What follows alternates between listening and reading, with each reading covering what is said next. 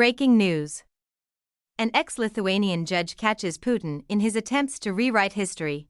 Just a few years ago, a judge named Kornelija Masavyshyn found Soviet servicemen guilty of a violent 1991 crackdown on independence protesters in her nation. As a result, a Russian court has set her as one of its targets. Last year, when President Vladimir V. Putin of Russia was wanted by the International Criminal Court, a Moscow court surprised everyone by ordering the arrest of a 70-year-old retired judge in Lithuania. Kornelija Masavyshyn, the judge, has no affiliation with either the Russian war crimes investigations in Ukraine or the case against Mr. Putin in The Hague. The Moscow court views her crime as finding nearly all of the former Soviet officers, including Russians, guilty of participating in a brutal crackdown on pro-independence demonstrators who had gathered at a television tower in Vilnius, the capital of Lithuania, on January 13, 1991. In a tragic incident that contributed to the fall of Soviet power, 14 demonstrators were murdered and hundreds more were injured when Soviet forces stormed the tower in a futile effort to stop Lithuania from exiting Moscow's control. Among the victims was a young woman who was crushed by a tank in 2019, after reviewing extensive evidence that clarified who had issued the orders to use lethal force in 1991 and who had actually carried them out. Ms. Masavyshyn and two other judges found numerous Russians, along with a small number of Ukrainians and Belarusians, to be guilty of various offenses, including crimes against humanity and war crimes. As a result, she is now the target of Russian authorities loyal to Vladimir Putin, who bases his military invasion of Ukraine on his obsession with the unfair disintegration of historical Russia that he claims the Soviet Union's demise brought about. The fall of the Soviet Union, in Mr. Putin's view, was a terrible injustice in which the Russian people were helpless victims and never the guilty parties in the bloody atrocities committed in support of Moscow's empire. This is the key to correcting the historical record. To achieve this goal, it is necessary to reverse or at least cast doubt on the guilty judgments that Ms. Masavyshyn granted to the former Soviet military and security officers in Lithuania. The Moscow Bamani District Court stated in an August finding that Ms. Masavyshyn's verdict was clearly unjust, and it ordered her immediate detention. On top of being wanted by Russia for persecuting Russians, two other Lithuanian prosecutors and two colleague judges were also deemed offenders in connection with the Vilnius television tower case. More than 30 years after the massacre at the television tower, Ms. Masavyshyn expressed shock and dismay in a Vilnius interview at Russia's apparent attempt to punish her for ruling on the 1991 events by erasing unpleasant facts. "Their logic is completely puzzling to me," she remarked. "Everyone can see the evidence. An authority on hybrid threats and a former commander of special forces." Solis Guzevičius claimed that Russia's obsession with prosecutors and judges has intensified a long-running effort to rewrite the history of 1991 and discredit us as fascists. "Their message is clear: we never forget those who went against us," Mr. Guzevičius stated. He was assigned to the Lithuanian legislature's security detail by pro-independence militants during the 1991 Vilnius confrontation.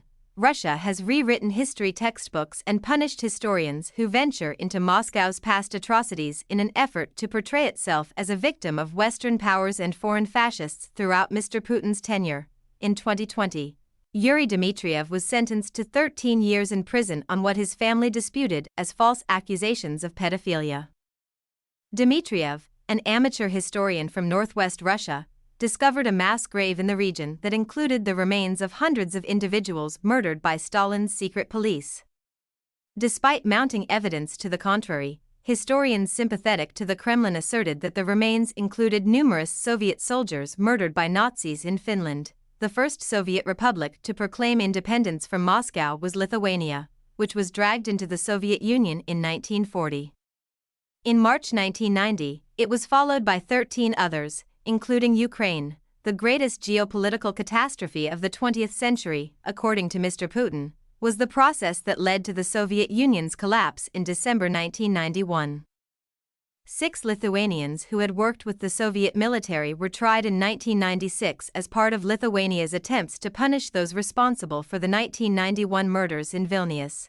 just 2 of the 67 prisoners found guilty in 2019 by Ms. Masavishin and her colleagues showed up for their court appearances: Gennady Ivanov, a Russian officer in the Soviet military, and Yuri Mel, a tank commander from Russia. As for the others, they were all found guilty in absentia of committing military acts against civilians prohibited by international humanitarian law and handed lengthy prison terms, one of which was former Soviet Defense Minister Marshal Dmitry T. Yazov.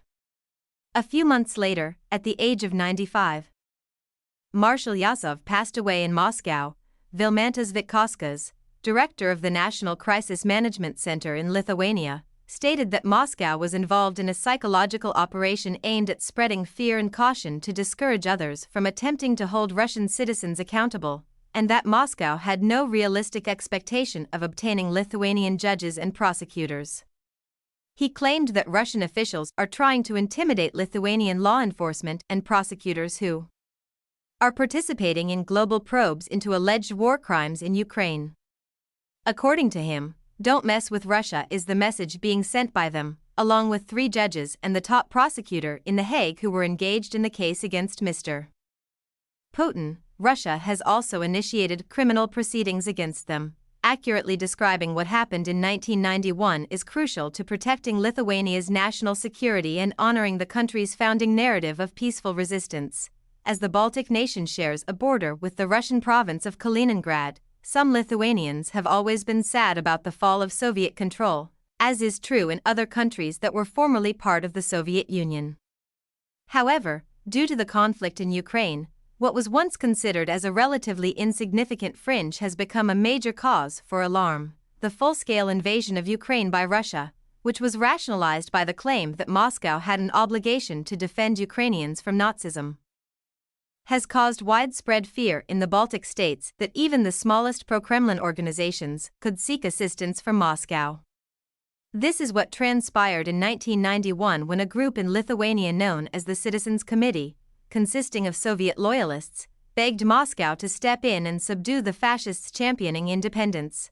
A court in Vilnius last year mandated the dissolution of the Good Neighbors Forum, an extremely small organization of primarily left-wing activists who were pushing for improved relations with Moscow and the withdrawal of NATO forces, citing security concerns, for helping Russia and Belarus and their organizations to act against the Republic of Lithuania.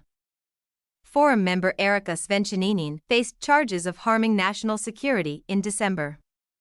Giesnas is a village in southern Lithuania where she gave an interview in which she denied being an enemy of her country and said that the West was leading it into an unnecessary conflict with Russia. Despite being offered Western sweets, Ms. Svenčioninin complained that they were extremely bitter. Also, she mentioned that her country does not have democracy. Among the forum's co-founders is Algirdas Paleckis, a former left-wing lawmaker whose grandpa was the puppet head of Soviet-occupied Lithuania during the 1940s.